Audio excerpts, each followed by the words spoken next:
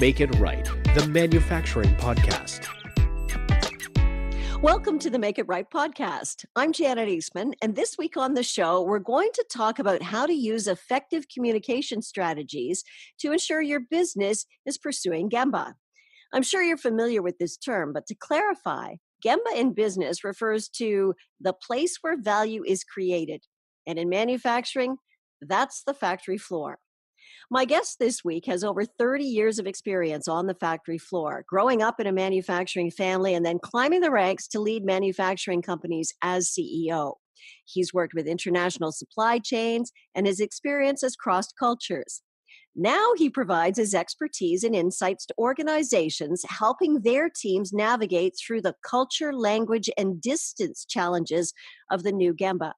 Sam Yankelevich is also a speaker, an author, an industrial engineer, and a LinkedIn learning instructor for global project and operations courses. He's a busy guy. I'm delighted to have him on the show. Welcome, Sam. Oh, thank you. Thank you, Janet. Thank you for having me. My pleasure. Now, you basically, it's my understanding anyway, and I could be completely wrong here, but sounds to me like you actually grew up on the factory floor. Yeah, that's correct. I was kind of inducted into that. After traveling as a young person and being educated in the U.S., I went back to my native country of Colombia, where my grandfather had set up a pretty large manufacturing company. We were making locks and hardware. So after studying industrial engineering in the U.S., I went back to start to take care of business. And since you mentioned Gemba, that's where my grandfather sent me. He didn't put me in an office. He sent me to the Gemba, straight to the shop floor, where stuff happens. And, that was both the tooling areas and all of the physical processes. And so kind of grew up doing that for quite some time and gained a lot of insight. And so from there, how did you end up? I mean, I'm guessing that you worked your way up through the family company and then moved on from there. Yeah, so I spent I spent probably 70% of my time on the shop floor working with the people that were actually getting things done. I'm talking about tool makers, all of the supervisors, the operators, even taking care of union issues. And then 20 to 30% of the time in the offices, learning the sales process, starting to understand really management, the management side, the leadership side, and getting acquainted with the financial end of the business as well. And finally, there was a transition at one point where, there was enough information for me to get into to the presidency and to the C-suite and start taking care of the corporation. Okay. So manufacturing, I mean, you've seen it all the way through your career. Manufacturing has changed. It continues to change. Tell me about what you've seen through this transformation. Yeah, so I think that what we used to refer to as the manufacturing floor, the shop floor, is, sometimes we think of it as something being inside four walls, where you can actually go out there and visit the processes and see what's going on. But lately, or not lately, in the past 20 years, I've seen so much outsourcing, even globalization of processes. And so manufacturing is more, it looks more to me like a web of interconnected processes. And these interconnected processes have to be managed by teams of people that somehow have to communicate, because these processes are no longer under the four walls or under one roof. They're distanced. They're not, they're separated physically, separated sometimes by time zones. And so that has been, for me, an important change in what we used to consider manufacturing, integrated manufacturing, vertically integrated manufacturing. It's now all over the place. And so this presents, of course, a series of different challenges, in addition to the traditional challenges of manufacturing, and some of this is reflected in what we call today supply chains. Supply chains, to me, are nothing more than processes that are adding value to be able to do these outsourced projects and these global manufacturing things. You need the supply chains, and supply chains have become part of the manufacturing process. So, well, I wouldn't separate the two, and I consider the two to be, just one of the same. Right. One of the same. Yeah. So, I mean, manufacturing now, it's global. It involves, like you said, communication across cultures and geographies. So, if there is a miscommunication, it can be really very costly with quality delivery costs. You must have seen some stories, some things that have happened and the impact they've had. So tell me what communication or rather miscommunication has done when you've seen that happen. Yeah, absolutely. Actually, let me go back to this topic of processes. To me, as an engineer and somebody that grew up on the floor, I was always looking at processes, and communication has become a critical process because of that. That distance and geographical separation that I was talking about before, and the communication issues are affected by things like distance, language, and culture, which are things that I actually mention in my latest book, which is Walking the Invisible Gemba. And a few things. I mean, because we talk about communication issues and those obstacles and globalization so freely, but these are specific opportunities to learn how to deal with these issues. So a couple of situations, for example. So let's talk about time zones, and how time zones impact manufacturing today. When we think about time zones, we think about people sitting somewhere else. When we're going to sleep, they're actually starting the day of business and vice versa. But what that really means is availability.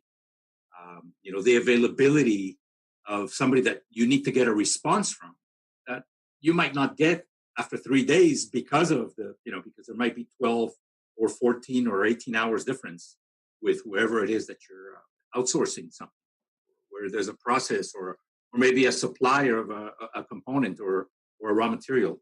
So it's an availability problem to get a response. And that creates a timing issue. The other thing with time zones is that when you don't know the other person, communication suffers because you might be on the phone with somebody or on a conference call, and they might say something like, you ask them to get something done, and they say yes, they're going to get it done. Well, when you know somebody intimately, or you have them in front of you in a face-to-face situation, the yes to you might mean yes, it's going to get done just as you expected. But with time zone differences and these distances, that yes can mean, yes, I understood what you were asking me to do, but it doesn't mean that they're going to get it done. And often after 2 or 3 weeks, you find out that it didn't get done. You find out the hard way that yes meant something a little different. So that's, with respect to distance and time zones. Culturally, I mean, there's many stories. I like this story, which is really an extreme story that created a lot of problems and a very expensive issue. There was this was between somebody in Germany and somebody in Mexico. Let's call the guy in Germany Jürgen, and there was a female in Mexico. Let's call her Lupe or Maria. And Jürgen sent an email, and it was something urgent that needed to be taken care of. So that the manufacturing process would not be interrupted. And at the end of the email, because it was important, Jürgen put an exclamation mark and sent the email. Well, the two had not met. I mean, they had worked together by email for probably about 3 years. But they had never met, never spoken on the phone. When Lupe received the email, the only thing she focused on was the exclamation mark. What I found out later in a workshop that we were running is that an exclamation mark or having all caps on an email for some people in Mexico and for this particular person, it was insulting. So what did she do? She deleted this email. And so Jürgen 3 days later doesn't receive a response, also because of the time zone issue. And so he sends a follow-up email. And because now it's super urgent, he put 5 exclamation marks. So imagine what she did. She erased the email, called her IT department to double expunge it from the system. And whatever the task that had to be done never got done. Situation blew up. It became a crisis. And from what I remember, it was like hundreds of thousands of dollars of losses because of this cultural misunderstanding that was really a communication thing. And think of it. I mean, we send emails back and forth every day. And when I asked them in the workshop, hey, are you going to avoid this from happening again? They said, well, maybe we should have picked up the phone to clarify. It was that easy. Mm-hmm. It's not kindergarten. We really just behave like adults and do that kind of thing. And then one last thing that I see often happening between cultures is the way we understand agreements and commitments. That's notorious. Some cultures, they say, yeah, they commit, they agree, but then things don't get done. And when you go back, the way they agree, the way they commit, they just misunderstood what they were committing to. They didn't really understand it. They understood it differently. Some Asian cultures, for example, commitments and agreements are temporary because things change. So they say, well, we agreed to that at that moment because of the circumstances, but circumstances change. So we need to renegotiate now. So these are cultural things that are impacting our manufacturing, our supply chains, and they hit that triangle of quality, delivery, and cost. So I think somehow this really has to come up to our leadership awareness to be taken care of in a little bit more robust way, I would say. Right. So are you saying then the real communication challenge is the fact that we're trying to operate across time zones and cultures and things like that, or is there a deeper communication problem? I think that the underlying factor that I have found is that we don't really understand what communication is. I ask people, hey, did you communicate with that person to make sure that they're going to get this task done? And the reply is, yes, I sent her the email. Mm-hmm. Mm-hmm. We spoke on the phone, or yeah, I told him or her. And I said, that doesn't mean you communicated. That means you sent a message. What did they understand? And so I always remind people that the word communication comes from the same root source word of the word common, as in common understanding. That's the most important thing. The problem with communication is that we don't see it. It's invisible. That's why I called my book Walking the Invisible Gemba, because communication precedes action, but you can't see communication happening. You can see the results of a miscommunication or of a good communication, but it still impacts our manufacturing.